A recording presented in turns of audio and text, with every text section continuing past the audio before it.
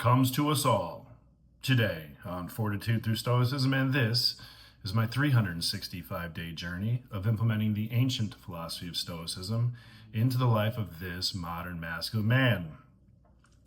As I've mentioned, this month is a little rough because it's all about mortality and death, but I had an incredible experience yesterday because I ran into someone else and we had so many similarities in the way he was talking, just got into a really great dialogue.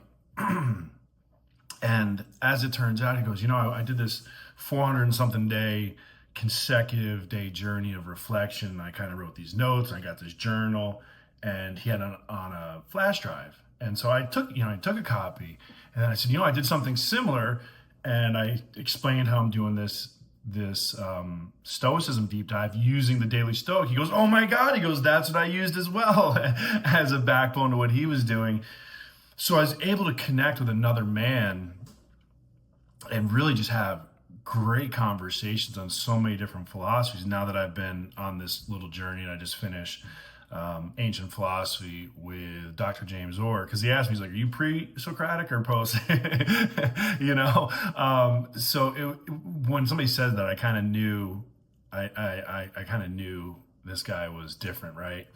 And so I light up at the fact when I come across someone else who's a lifetime learner and who is passionate about things and who has different perspectives. And we had great conversations about Buddhism and and basically, all religions are essentially philosophies, and just a really, really great conversation yesterday. And I was able to connect with another man, which is rare for me, because most men have egos, and so they see me, this big guy, and I'm not an alpha, but I'm always perceived as such, and so it's hard for me to connect with people, even though, like in this particular case, he didn't have an ego. So he and I were able to just exchange this conversation, these ideas and these perspectives.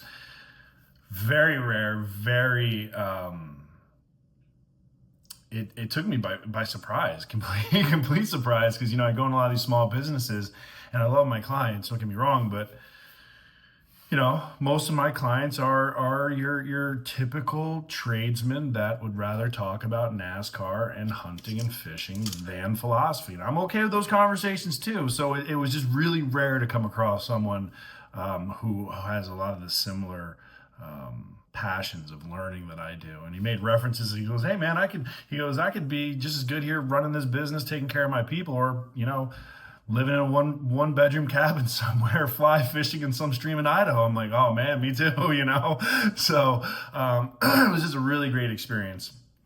So I'm going to go on with the quote today, but I wanted to share that because I wanted to get the good stuff out of the way first.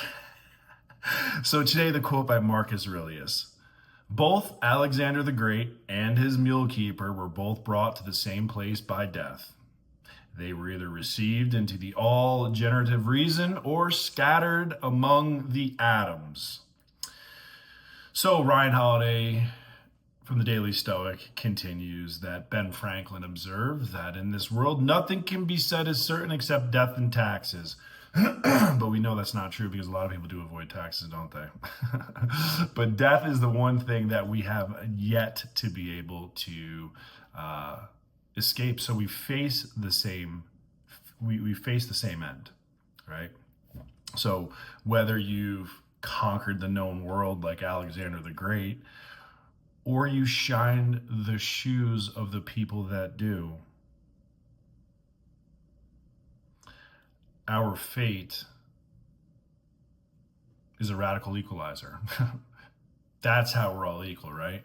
We are equal. We are born and we die. Everything else is unequal. But those two things, once you're born, and you die, right? So there's a start and there's an end. Nothing else in the middle is guaranteed. Certainly we are not, there's not equal. We are not equal. People are not the same. They have different abilities. We should recognize strengths and recognize differences, not as bad, right? Their strengths, their differences. Uniqueness is good. It gives value.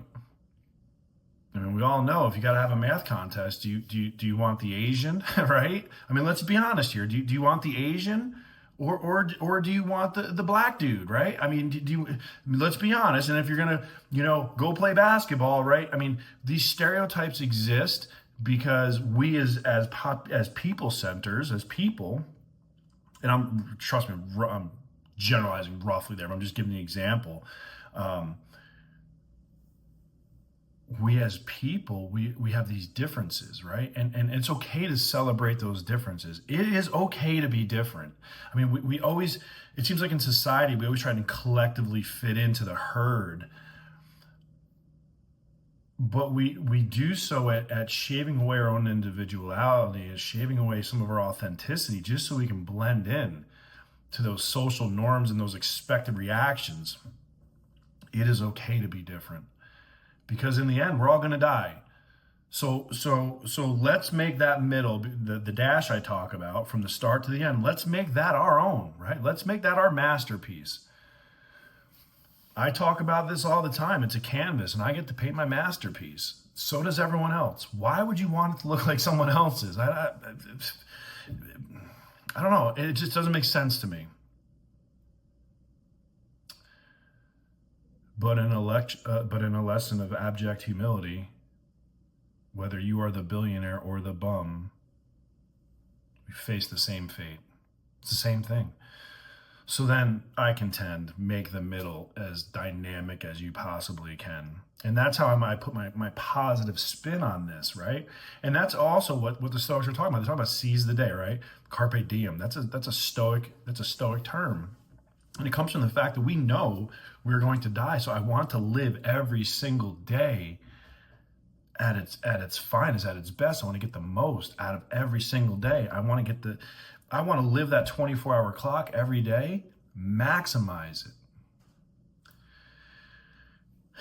This is the thing that a lot of people miss. It's about money a lot of times. And I'm in business, right? So again, it's always a reference about money. But what people don't realize is we have one master. Only one. And forgive me if you're religious. I mean, just hang on a minute. Time. Time is the only master. And you may say it's an illusion, but it's not. We can't stop it. Because the second we are born is the moment we start to die.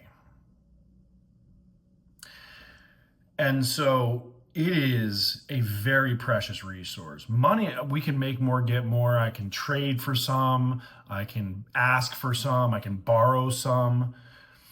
But with time doesn't give a shit if you're rich. Time doesn't give a shit if you're poor. Time doesn't give a shit if you care or not whether it's going to keep moving forward. It does not care. It is the all-being master.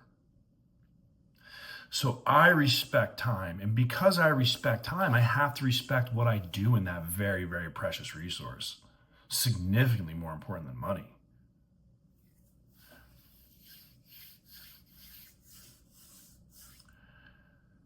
So in the context of today's lesson, what comes to us all is a realization that in the end, we were focused on the wrong things during the middle.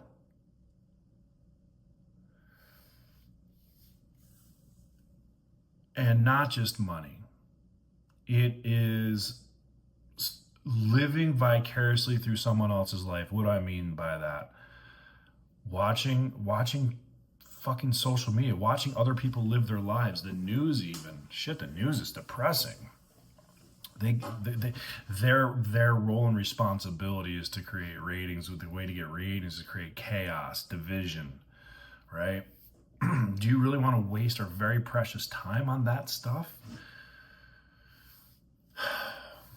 So the next time you feel yourself getting all high, and I remind myself I have a good week on the road, like last week. I remember that, hey, this is not permanent, man. It's maybe a good week, but next week is not going to be a good week. And now I'm into next week, and it has not been a good week for me. But I'm just as okay as I was last week because I know that things are impermanent. And yet I was just joking because I was talking with someone and I couldn't remember where I started the week out. I mean, I've been in so many cities this week. I don't even know where the first one was, and I'm still trying to think about where I flew into. I have no idea. 6 flights. Fuck, I don't even know where I was. I wish I did.